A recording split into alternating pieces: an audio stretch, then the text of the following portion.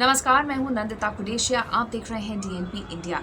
जनगण का मन में आज हम बात करेंगे कैसे आम आदमी की कमाई महंगाई खाती जा रही है।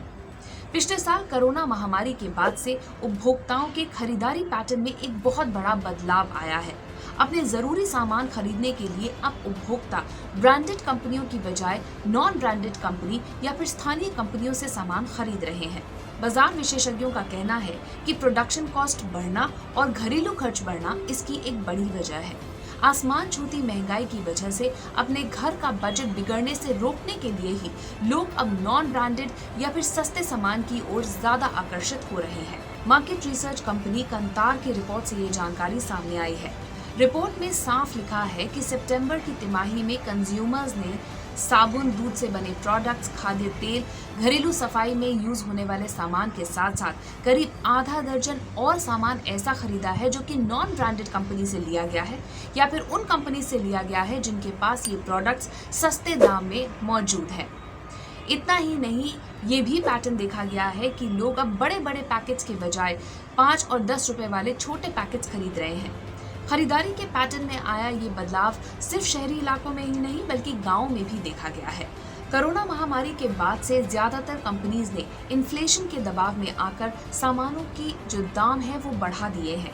कई कंपनीज ने तो 2 से ज्यादा बार कीमतों के दाम बढ़ाए हैं पिछले 1 साल में, और कुछ कंपनीज ने संकेत दिया है कि आने वाली तिमाही में वो सामानों का दाम बढ़ाने वाली है। 1 साल पहले से खाद्य तेल, ईंधन, सब्जी, दवा, चाय आदि की कीमतों में 50% से अधिक की वृद्धि हुई है, जबकि पैकेजिंग सामग्री की कीमतों में पिछले वर्ष की तुलना में 30 से 35% की बढ़ोतरी हुई है। रिपोर्ट के मुताबिक कोरोना महामारी के बाद से जरूरी सस्ते सामान की डिमांड बढ़ गई है, लेकिन कुछ सेगमेंट्स अब भी ऐसे हैं जहां ब्रांडेड कंपनियों का दबदबा है। कंज्यूमर्स अभी भी detergent powder, washing powder, noodles और चाय पत्ती के लिए ब्रांडेड प्रोडक्ट्स ही उठा रहे हैं। साथ ही हेल्थ से जुड़े प्रोडक्ट्स के लिए भी वो ब्रांडेड कंपनीज पर ही भरोसा कर रहे हैं। हाँ, खाद्य तेल, दाल, चावल जैसे जो प्रोडक्ट्स हैं उनके लिए वो सस्ते और नॉन ब्रांडेड विकल्पों की तरफ बढ़ रहे हैं। महंगाई से सिर्फ हम ही परेशान नहीं हैं, बल्कि कंपनियों को भी काफी ज्यादा परेशानी हो रही है। महंगाई बढ़ेगी तो लोग सामान कम खरीदेंगे, यानी कि कंपनियों की बिक्री कम होगी। कोरोना की वजह से वैसे ही काम धंधा ठंडा चल रहा था। जैसे ही व्यवसाय वापस पटरी पर आने लगा, महंगाई ने फन फैला लिया है। इसका नतीजा ये हुआ कि कंपनीज का जो इनकम ग्रोथ थी वो अब धड़ाम से नीचे आके गिर गई है। कुछ आंकड़ों के जरिए आपको समझाते हैं। वित्तीय वर्ष 2021-22 की पहली तिमाही में इनकम ग्रोथ 63% थी। दूसरी तिमाही में ये गिरकर 28% पर आ गई, यानी कि सीधे 35% की गिरावट दर्ज की गई है। महंगाई का बोझ कंपनियों के मुनाफे को नीचे ढकेल रहा है।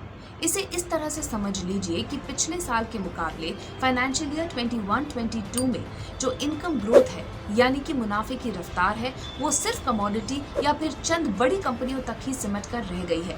कमोडिटी सेक्टर को अगर निकाल दें तो तमाम कंपनियों की जो मुनाफे की रफ्तार है, यानी कि ग्रोथ रेट है, वो 10% के इर्द गिर्द ही रही। गांव देहात में बिक्री रुकना कंपनियों के पसीने निकाल रहा है। गांव देहात और छोटे कस्बों में लोगों की इनकम कम हुई है और इस वजह से सामान की बिक्री भी कम हो गई है। महंगाई बढ़ रही है, इसीलिए लोग खरीदारी से दूर भाग रहे हैं। वैसे तो सभी सेक्टर्स में महंगाई की और कम बिक्री की मार बढ़ रही है, लेकिन कुछ सेक्टर्स ऐसे हैं जहां पर इनका सबसे ज्यादा असर हुआ है। मसलन metals, oil and gas, banking और फाइनेंशियल सेक्टर की कंपनियों के मुकाबले ऑटो, एफएमसीजी कंपनियां ज्यादा परेशान। कच्चा माल नहीं मिल रहा है और कमोडिटी की कीमतें आसमान छू रही हैं। यही चीजें इन कंपनियों का तेल निकाल रही हैं। आम जनता महंगाई से परेशान है। महंगाई की वजह से 2 वक्त की रोटी और अपना नॉर्मल लाइफ जीने में भी लोगों को परेशानी हो रही है। महंगाई के मोर्चे पे नवंबर का महीना कुछ ज्यादा ही विकराल रहा। इस महीने कुछ ऐसी अहम चीजों के दाम बढ़े हैं जिससे कि लोगों के घर का बजट पूरी तरह से बिगड़ जाता है। मसलन एयरटेल ने पिछले हफ्ते अपने टैरिफ में 25% की बढ़ोतरी कर दी। इसके बाद आइडिया और वोडाफोन ने भी अपने टैरिफ में 20 to 25% की बढ़ोतरी करने का फैसला किया।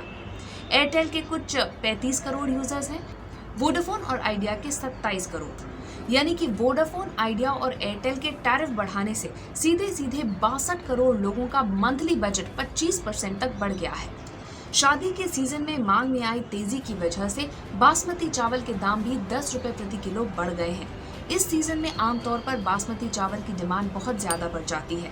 अब 80 से 85 रुपए प्रति किलो के बजाय ये 90 से 95 रुपए प्रति किलो के दाम पे बिक रहे हैं। इसके अलावा मक्का और बाजरे का आटा 5 रुपए और ज्वार का आटा 10 रुपए प्रति किलो महंगा हो गया है। सरसों का तेल और आटा भी महंगा हुआ है। कोरोना से पहले सरसों के तेल का 15 किलो का कनस्तर 1200 रुपए में आता था। औसतन इसकी कीमत करीब 2800 से 3000 रुपए पर पहुंच गई है। 50 किलो का आटा जो पहले 1000 रुपए का मिल रहा था, अब 2200 से 2500 रुपए तक का हो गया है। चीनी के दाम में भी उछाल आया है। इसके कारण मिठाई की कीमत भी बढ़ गई है। लोग महंगाई से परेशान हैं और इससे निजात दिलाने के लिए वो सरकार की तरफ ही देखते हैं, लेकिन सरकार भी पिछले कुछ महीनों में लोगों को राहत देने में नाकामयाब ही सिद्ध हुई है। हमारी इस रिपोर्ट के बारे में आपकी क्या राय है, कमेंट सेक्शन में जरूर लिखिएगा। साथ ही अब तक अगर आपने हमारा चैनल सब्सक्राइब नहीं किया तो जल्द ही इसे सब्सक्राइब, लाइक और शेयर कीजिए। नमस्कार।